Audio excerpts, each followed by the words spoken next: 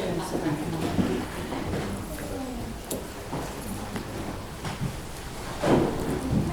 as I said, my name is Ray Story. I'm here today to talk about some of the projects that we do at St Luke's Art Project, which is a long-established community art project in Longside. And I have a co-presenter here today who would also like to introduce himself. Hello everybody, my name is John from Uganda. I'm a musician. I was playing my saxophone in this park, and then one day I saw this lady come up to me and start a conversation with me. Eventually she told me about this stage, and instead of that I could come and be a part of it. Hopefully I can get to stay a bit later on. So that's good to be here. Okay, so I wanted to do a nice flat screen and then bring the audio in, and then eventually we get the images, and I just couldn't quite get around all the media this morning, it wasn't playing. So I thought instead of that, we could use our own black screens, and if you'd like to just sit quietly with your eyes closed to begin with, and I'll start to play the soundtrack for the piece that you're going to see, and then when you feel ready or comfortable, or maybe I need to indicate when you need to open your eyes. Maybe I'll clap my hands and you can open your eyes and you'll be able to Or see. give us a magic word. Give you a magic word. A magic word. I think just a clap like that. No. Okay, maybe I'll just say open. And then, Sesame. open sesame.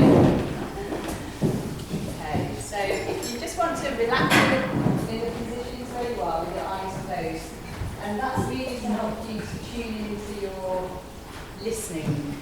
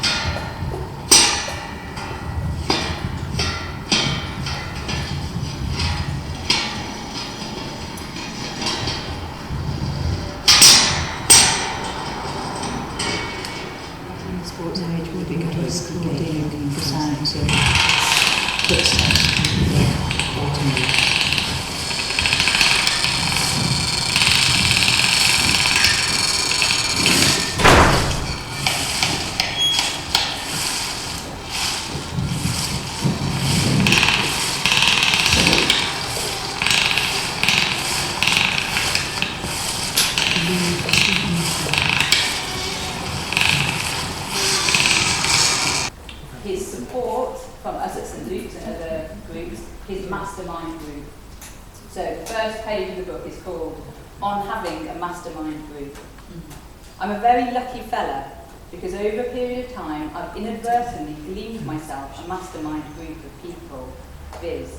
Dr. Eugene Opitz, RIP, my great friend and mentor, a bibliophile, polyglot, polymath and doctor of medicine, who taught me neuroanatomy and many other things besides, and who imbued in me the love of learning. Moreover, without his help and encouragement, so I'm not expecting you to be able to read all the quotes. Some of the quotes are large and you'll be able to read them. The smaller ones, don't strain your eyes. Instead you can purchase coffee.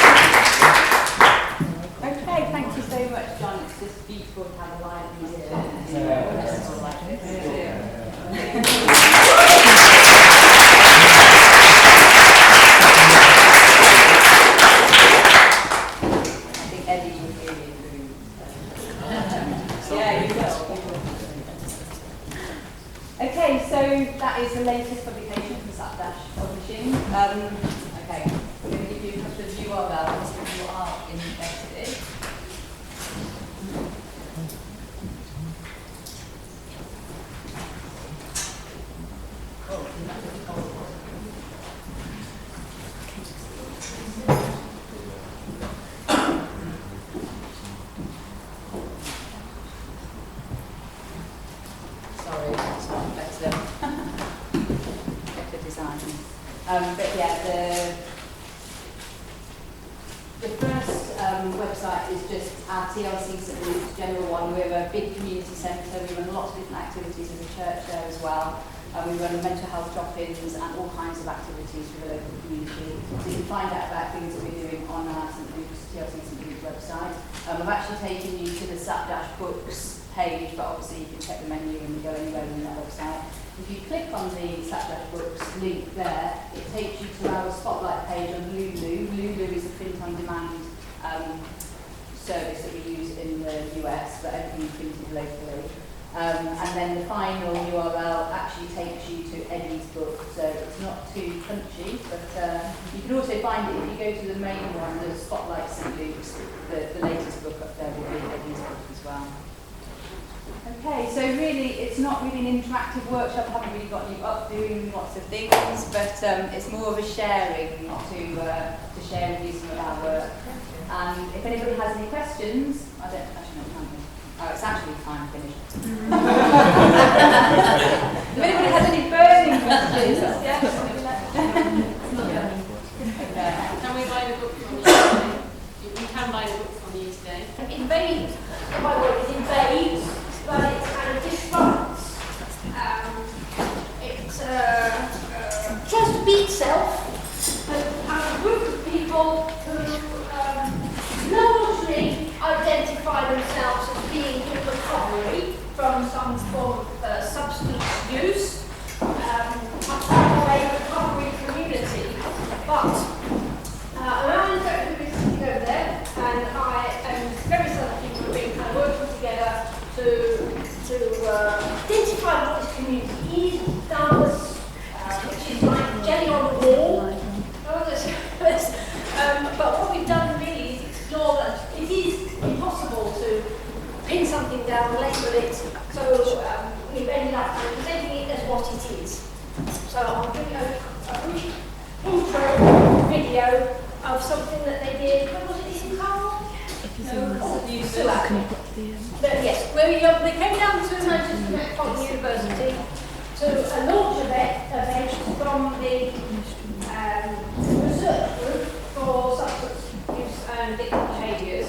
And instead of having a conventional conference, although part of it was, the recovery group came in and did its thing, which was marvellous. So here's a little bit of a product from that, if I can find it.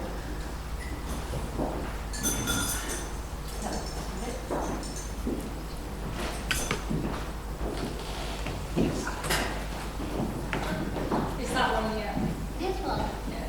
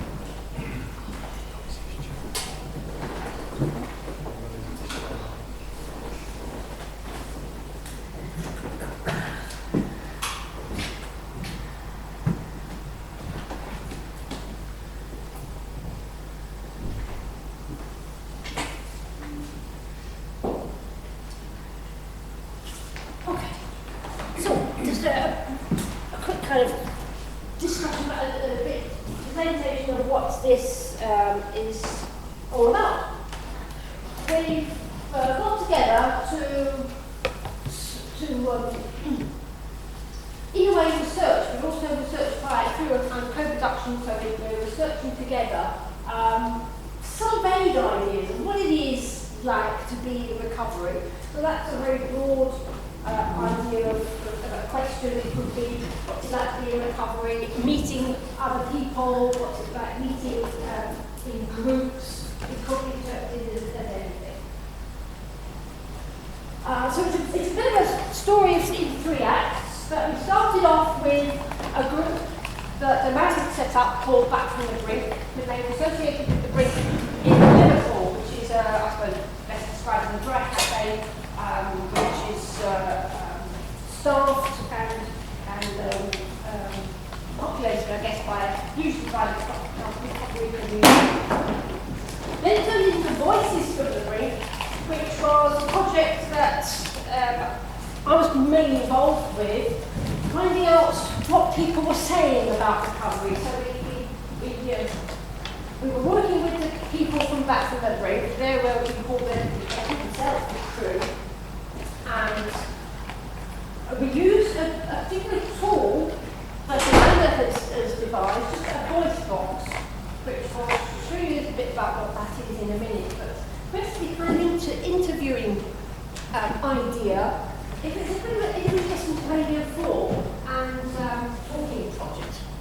If you do, great. If you don't, I recommend it. It's basically a box that you can go in and have a conversation between 2 people.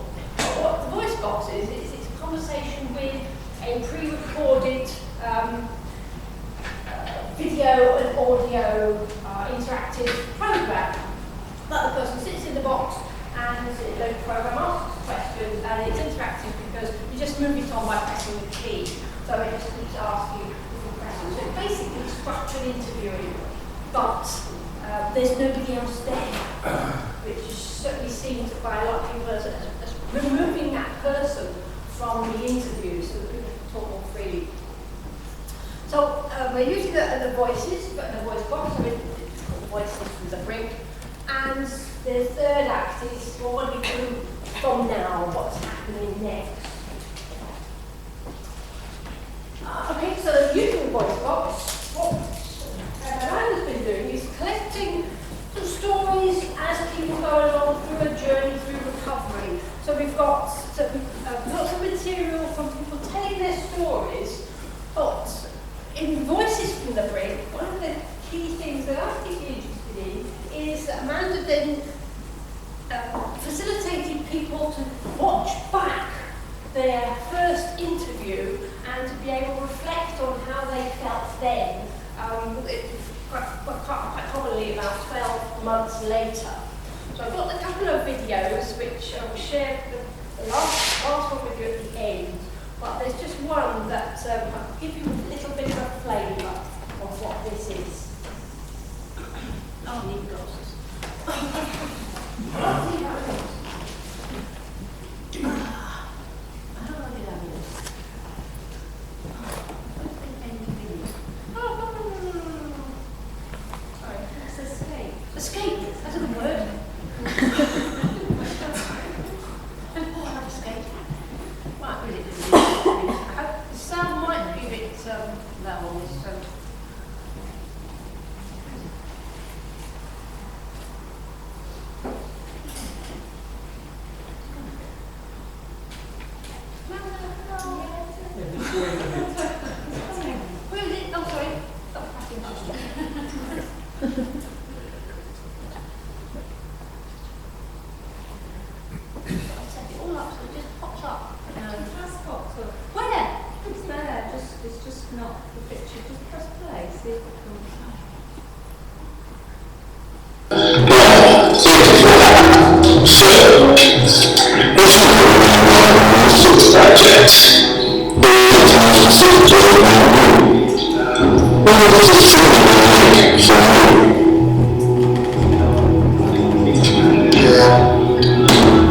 It's really good. I can't think of one negative thing, and I don't want it to lead community. Got so much God love myself.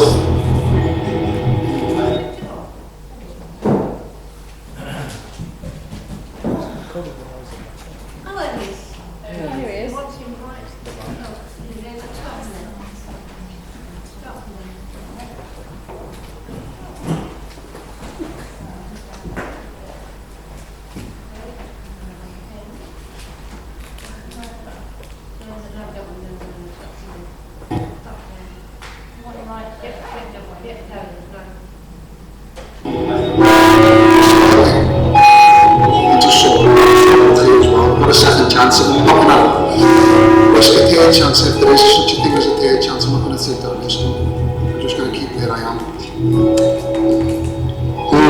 Nice. So, what changes have you noticed about yourself? I'm approachable.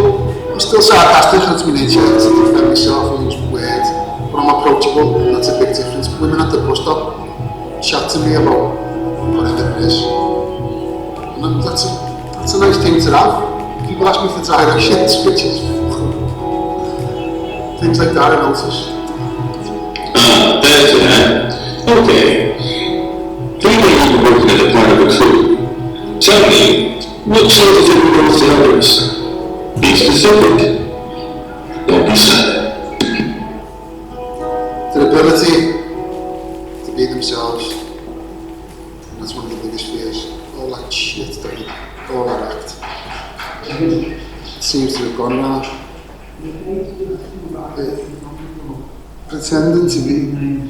Pretending not to be something, to not to be scared, not to be lonely. It takes a massive amount of energy. So you see people with peace in their eyes and it's fucking magic. So, what is it like to use your own story to reach out to others?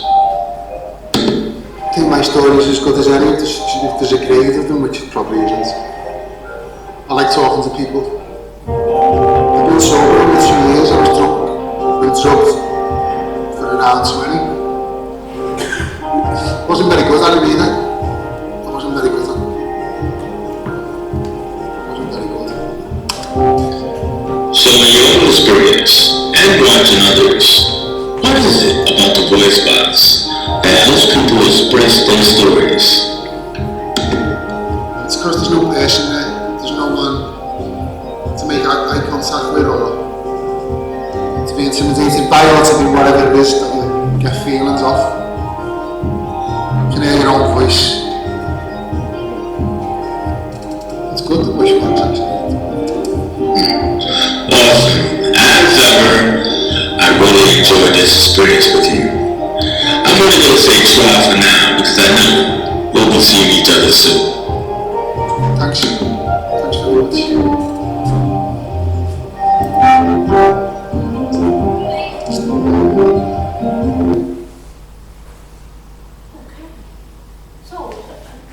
Lovely, Mick.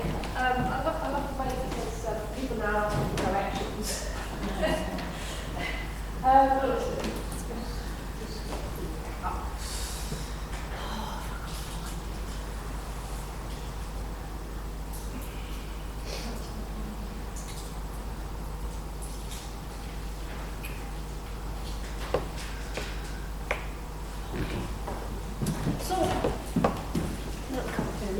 So we've been using the voice box as well as lots of other things, but the other aspect of the voice box is that it is crewed by members of the community. So Amanda's been taking the voice box around everywhere with the crew. They've working up to date, but actually quite a lot of people are now working, busy. So they're not always. Somebody died in the recovery community. Yeah. Anyway. And that's what it is. So that's where people need to be. So,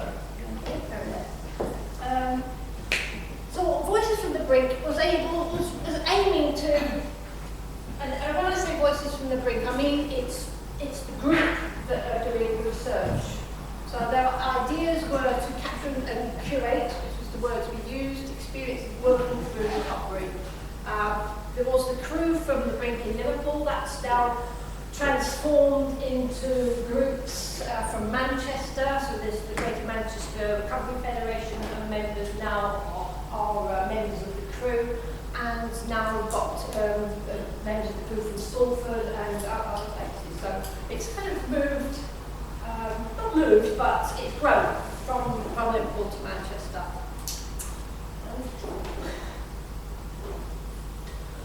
One of the challenges for me, being particularly more quantitative kind of researcher, I want some stats and I want some data and I want stuff like this, is this challenge of being not in control, or being led by ideas that come from somewhere else, and being able to recognise what some of those ideas are, and then trying to translate them into something that I can turn into research. So we've learnt quite a lot about the partnership and how you can work with a group that is sometimes intimidated. The old-fashioned word perhaps might have been hard to reach, although we've got a long way from that now. Perhaps a better phrase is seldom heard, perhaps. So sometimes it can be difficult to run on my agenda and on my, not against my diary. So it's more a demand for me to be able to fit in with what's going on. Being aware of this power imbalance, when we had the conference at Brooks Building at NMU in Manchester, but first it was clearly intimidating for a lot of people to be there. When we had a second event in the Brooks Building in Manchester, it was clearly much more challenging from the crew, but were able to disrupt what was going on. So everybody was all in there, organised in places, and then the crew walked in, and their t-shirts on, and they just people saying, oh, I'm going to do a bit of that, I'm doing a bit of that. And then I used to follow the Vice Chancellor and have selfies and stuff with the Vice Chancellor. So it was, yes. Good one. Okay. So for me, it's about coping with anxieties and not being in control, and not being a researcher as such. Okay, challenges perhaps for the community. It's something that has been talked about by Rebecca and Sonaira this morning, about being part of what's going on rather than being a token. Well, that's my word, that's my language. Not being subjected. So when we invite members of the crew to NMU to come show their stuff, it's not a token thing. They are part of what's going on, and I think the way you've structured it certainly became a much more interactive form of joining in what was going on at that particular conference. But not conforming either, because what we want to see, I guess, is people being able to be themselves, and it's so much more refreshing when there's a lad called Phil who's really fun to do, lovely. We did see a picture of him earlier, and he's got a bit of magic and stuff, and he walks up to the last class. Has he? Yeah. Well, 6 gaps. It's lovely. Yeah. But he doesn't look like an academic, but there's somebody from the psychology department who had a mindful machine that measured the EM waves or something. And the more you relax, the more you get this mindful to move up the board. So all the staff will have you go, because we're all self-conscious. You know, we won't get anything to move anywhere. Phil came along, sat there, went into yoga mode, and zip, off it went, and managed to show everybody up. And so joined me. Not being labelled as creative. So something like this, apart from the slight criticism, but community psychology and it's about being creative. Some people aren't seeing themselves as necessarily creative, although some of the ways of expressing themselves might need to be creative because other avenues are not open to them. Avenues such as, you know, like deep papers with lots of jargon and complicated language. So it's a bit of a challenge, which is sort of dawning on me today as we've been doing this, is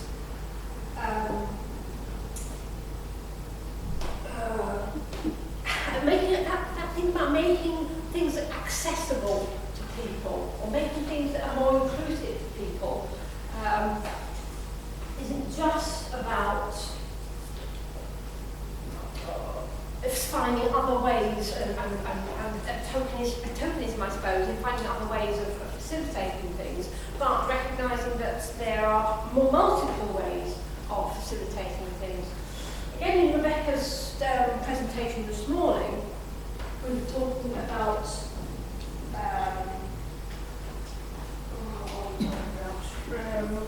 declaring yourself as disabled. You know, when you go to a conference, you have to tick a box to say that you're asking what your special needs. And I was kind of thinking this is very much similar to what's the messages coming out of this group and the feelings that are coming out of this group, that we don't want to be special needs. We don't want to have to tick a box. We don't want to be creative. We don't want to be the people in recovery or the community. We just want to be us and being listened to in the same way as other people. I think that might be part of it. I'm sure Amanda could say much more about it than I could. Okay, next. I've got a little bit about what the conduct methodology is, and hopefully this, I guess, is a good example of it. It's based on everybody joining in and being part of it, being not necessarily led by one or the other, but I have as much a say in what happens as the so-called researcher, as the participants who are participant researchers. So it's another thing I learned, that not to give everything away to find out what's going through motion, because I have to be there to be able to make some sense of it as well. Yes, it's co-production, but it's also community action, and I think through this project we found that you can't do one without the other. So challenges for the community, I think. Again, some of the messages have been to be ourselves.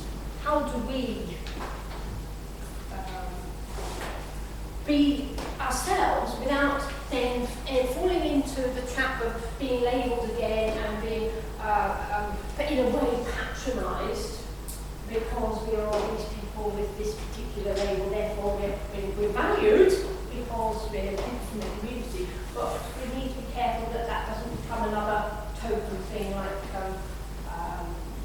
recognising sort of perhaps disability or being ungendered or agendered. Being able to use our own language.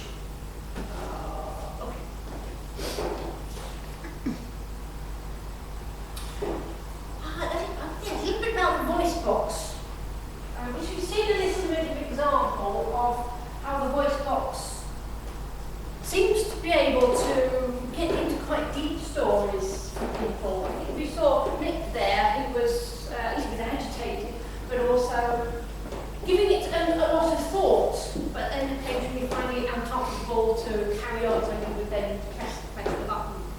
And we do have a time-lapse thing of how it works. I don't know if you can find it, can we? Time-lapse.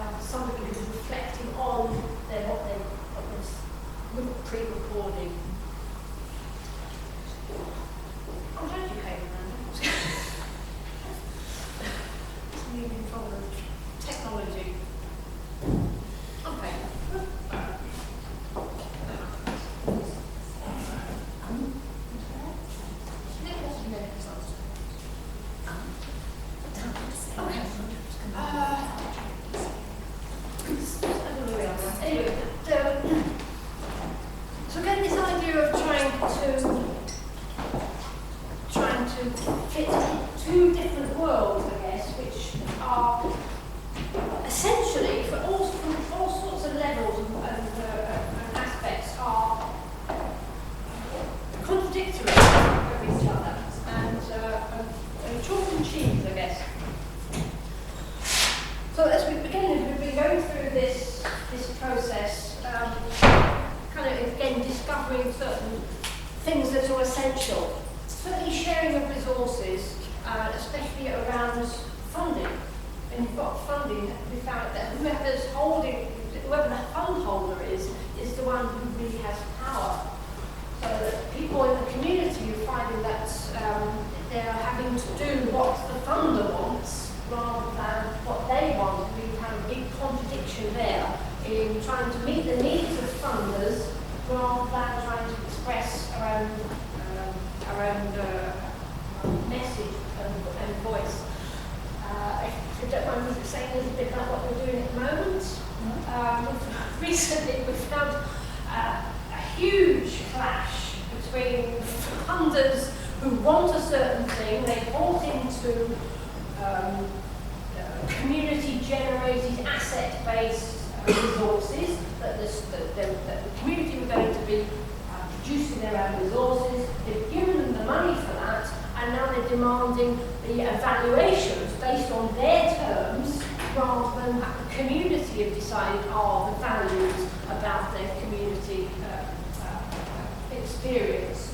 So they've been sending this community lists, checklists with tick boxes and predetermined, which is how many people attended this and how many did this and how many people are actually engaged in this and what is the social value of this in terms of employment or skills and have they attended certain courses, and people are sort of saying, no, that's not what we're valuing about this community activity. It's about the all sitting here and tea together and we've been able to do that and so-and-so's upset so the community helped this certain person.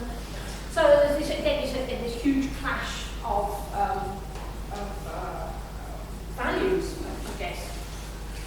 But what might happen, of course, is the funder is asking for certain things. That's what the community is going to start producing in order to get those funds. Right, we've got to get so many people here because the funders need us to tick that box that lots of people turned up. So it's not that it's quantity, I guess, rather than quality. I'm going to move on to the ethics bit. I just said ethics is not a tick box, and certainly isn't. But there's another thing that we've found we've had to adhere to very, very closely, and that is not just protecting people in the usual way as you would do research, protecting the participants and consent and confidentiality and doing no harm and stuff. One thing that keeps coming up over and over again is representativeness, that people want to be named and represented and included. So if we follow the old-fashioned way of doing ethics and protecting anonymity and confidentiality, and not getting het up when somebody says, actually, I want to be named on there. I want to be on that video. I want people to know who I am because this is my story. If we go back to university ethics, we have to explain very carefully that people not just have the right to be protected in research, they have a right to be represented in research as well. And this seems to be something that's forgotten a great deal when there are ethics committees. So time and time again when we wanted to present things like this, you can just see Mick, who was very happy to be called Mick, because it's his name, and he wants people to see, he wants to tell his story. And I think a lot of people in recovery do want to tell their stories. So researchers adhere to a lot of the usual ethics, actually just creating a barrier for that as well.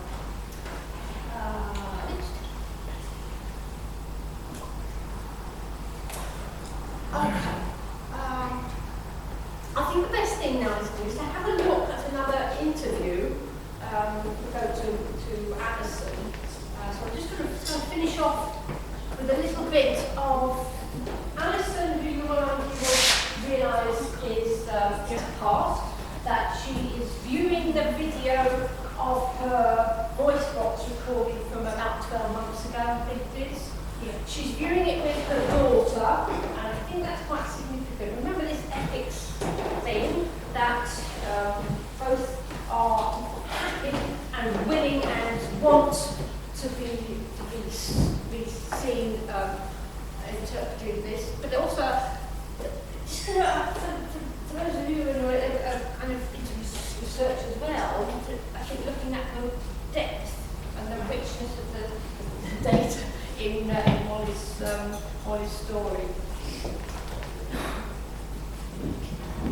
So the first bit is just a couple of questions and it's going to invite you to watch a film. Now talking's always the back and bring you in and watch your big sister. Okay. And I'll just hang around and do the swap. I'm not going to talk to you, I'm just going to come in and swap in. Alright. Okay, and you can talk to each other, you can do whatever you want. Okay, so nothing to be nervous of. Alison, do you phone? Oh yeah, what is it going off? Oh, it's alright, just leave it there.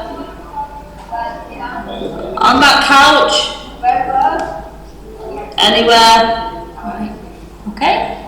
And you know how you just press that. Oh yeah. Okay, but want to hear from you as well. Welcome to the voice box. Make yourself comfortable.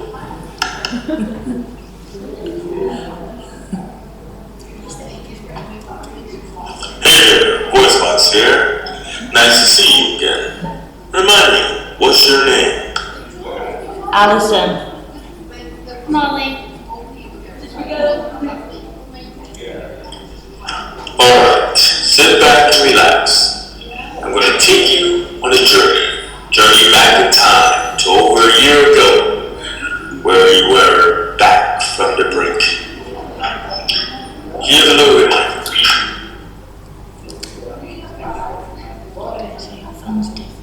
Yeah.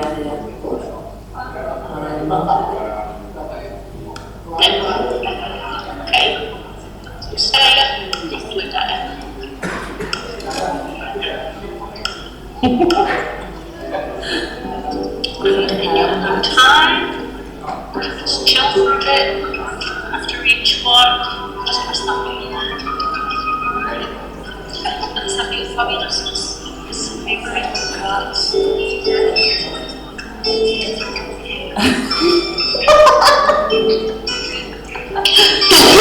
Welcome to Voicebox. Nice to see you. I have a few questions for you. Sit back, relax, and let's begin.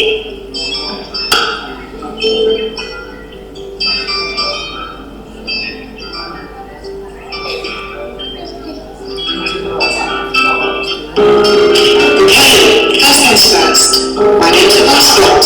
What's yours?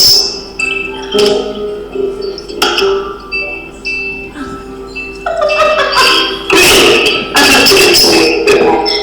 Tell me, what brought you here today?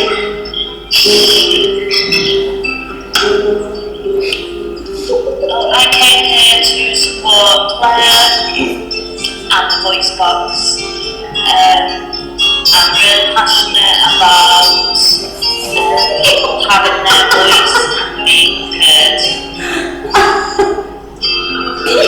There's so much going on out there. I'm totally inspired by Big Sister. Wow! What's touched you most?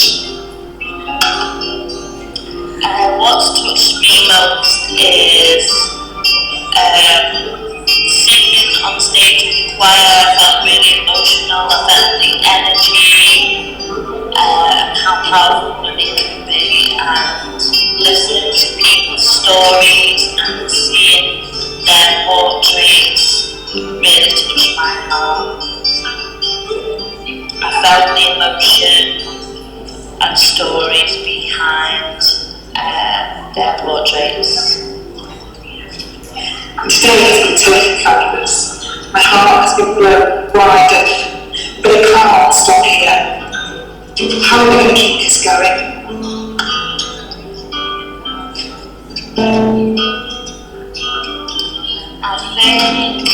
I think we can keep this going by sharing, caring and loving each other in our vulnerability, by letting people know it's okay to be where we are and who we are,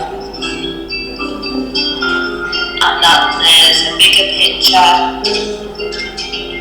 that we can all be a part of. Okay, sister. we're going to take a moment.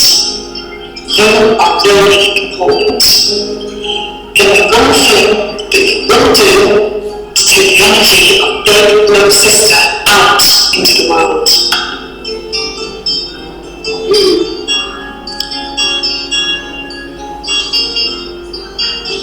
I will share who I am with other people in the hope that someone somewhere will be inspired by me and my journey. Yay! Thank you so much for your time. It's been lovely to meet you. You may now leave the Voicebox.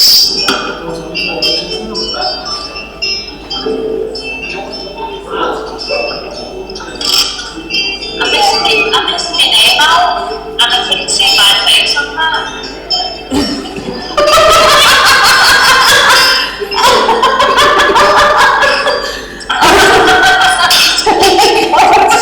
Stay there.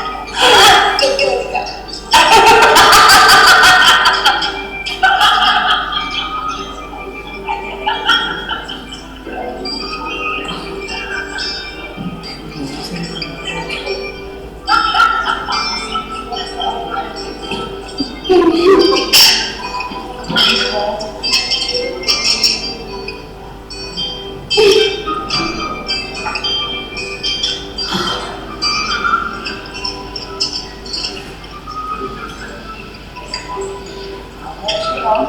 Amanda.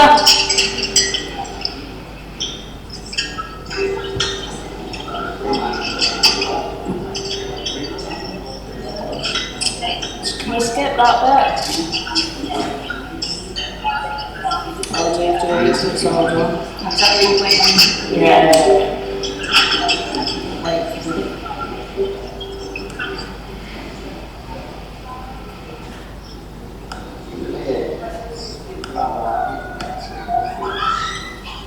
Alright, sit back and relax. I'm curious. What's it like watching yourself? What did stir up in you? Take your time.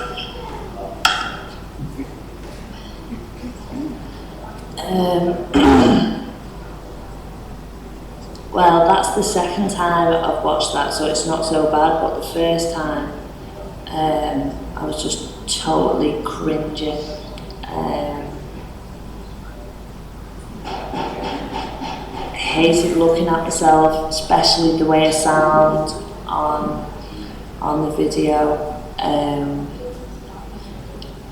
Yeah, excruciating it was, but like now it's not so bad because I'm sat here with Molly and I think it's just made me laugh.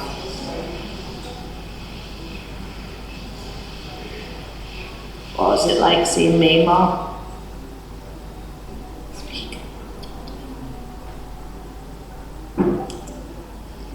Life's all about rolling with the flow.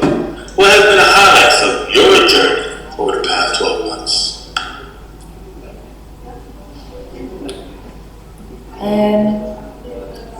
The highlights are just, well, after a few really difficult, horrendous months, so it's not all been rosy, but after I got through that and got back on track, the 8 months since then have been lovely because things are starting to happen in my life, and you know, I see the kids more often. I'm going to college in September, which I'm really excited about. It should have happened last year and it never.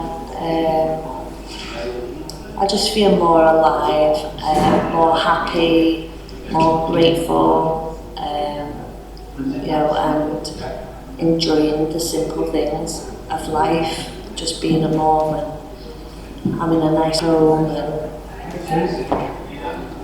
just looking. Hopefully that gives an idea of reflective facility from the Voicebox, looking back on 12 months, but also I guess